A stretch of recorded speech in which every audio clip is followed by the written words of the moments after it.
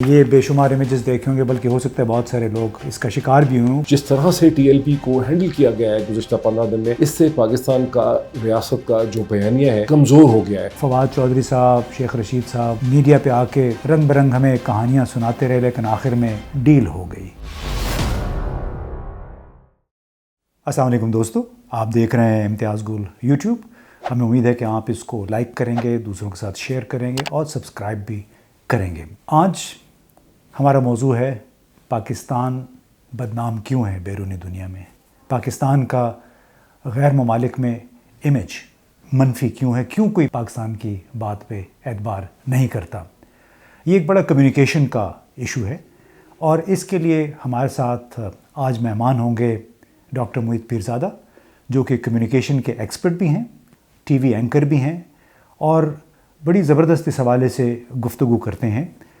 لیکن اس سے پہلے مختصر سی بات یہ ہو جائے کہ آخر کیا وجہ ہے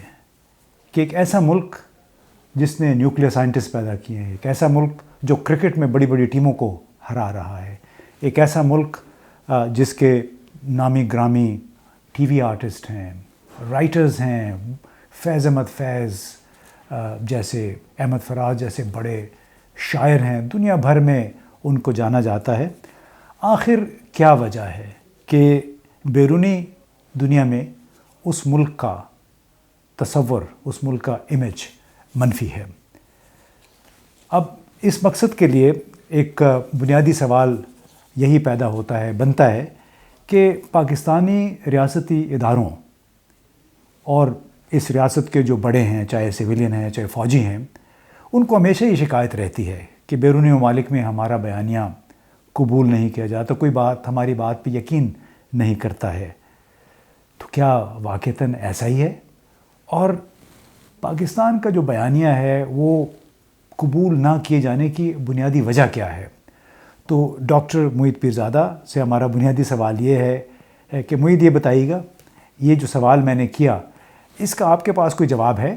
السلام علیکم امتیاز صاحب، جہاں تک اس سوال کا تعلق ہے کہ پاکستان کا جو بیانیہ ہے، پاکستان کا جو نیریٹو ہے، وہ انٹرنیشنل کمیونٹی کے سامنے بیرونی ممالک میں، خاص کر کے مغربی ممالک میں جو میٹر کرتے ہیں، وہاں بڑا کمزور ہے۔ یہ بالکل صحیح ہے کہ بیانیہ کمزور ہے، اور پاکستان کی حکومتوں کو، اسٹیبلشمنٹ کو، پاکستان کے فارن آفس کو جو ہے ہمیشہ یہ شکایت رہتی ہے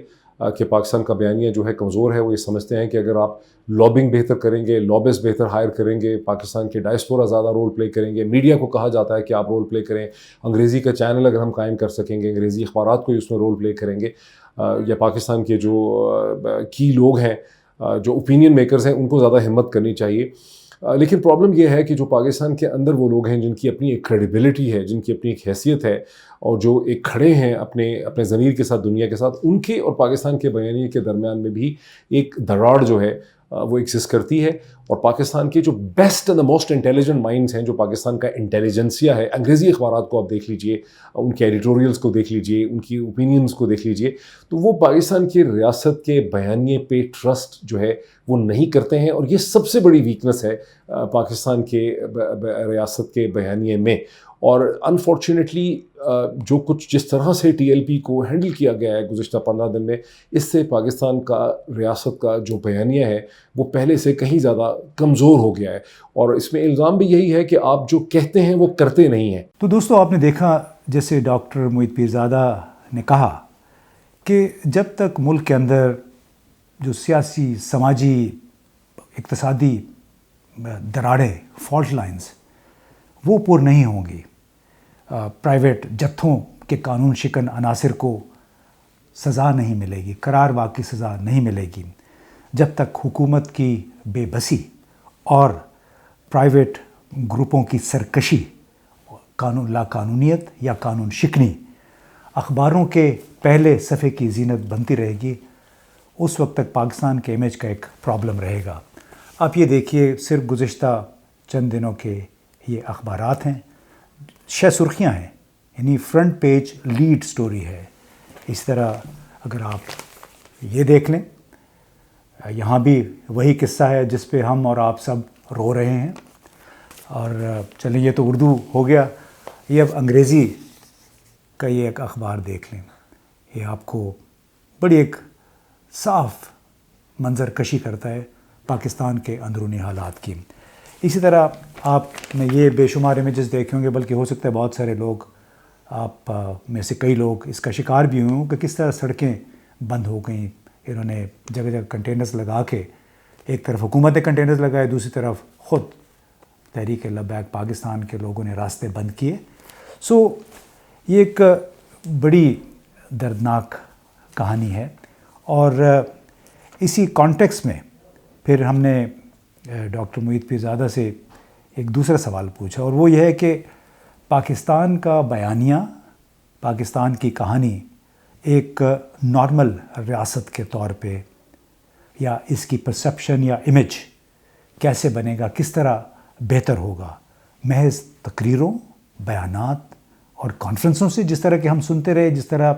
فواد چودھری صاحب، شیخ رشید صاحب میڈیا پہ آ کے رنگ برنگ ہمیں کہانیاں سناتے رہے، لیکن آخر میں ڈیل ہو گئی. تو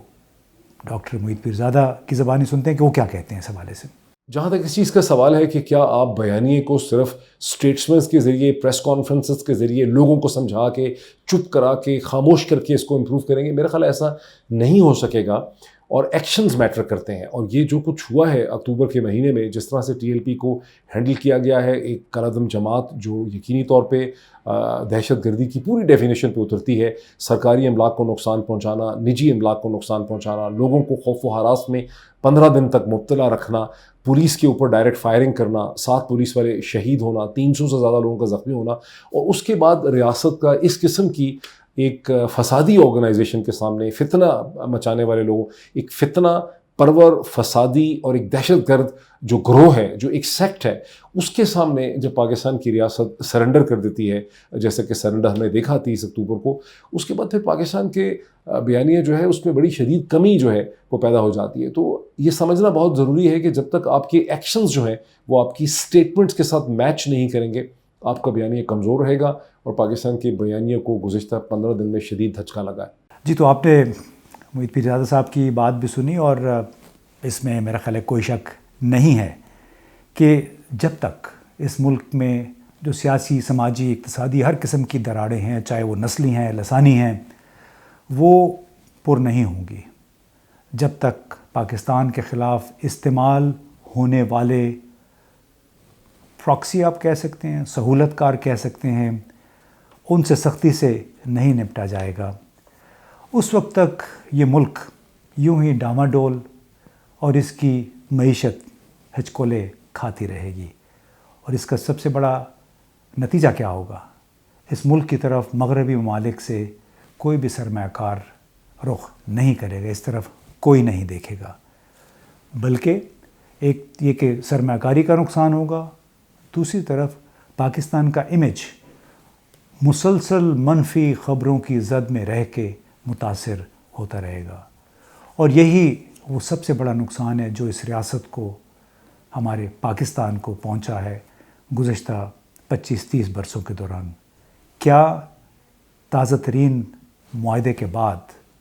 یہ ریاست کوئی اپنا قبلہ یا ریاستی ادارے اپنا قبلہ درست کریں گے؟ کیا اس قسم کے واقعات کی پیش بندی کی جائے گی یا نہیں؟ یہ ایک بہت بڑا سوال ہے تمام پاکستانی دوستوں کے لیے.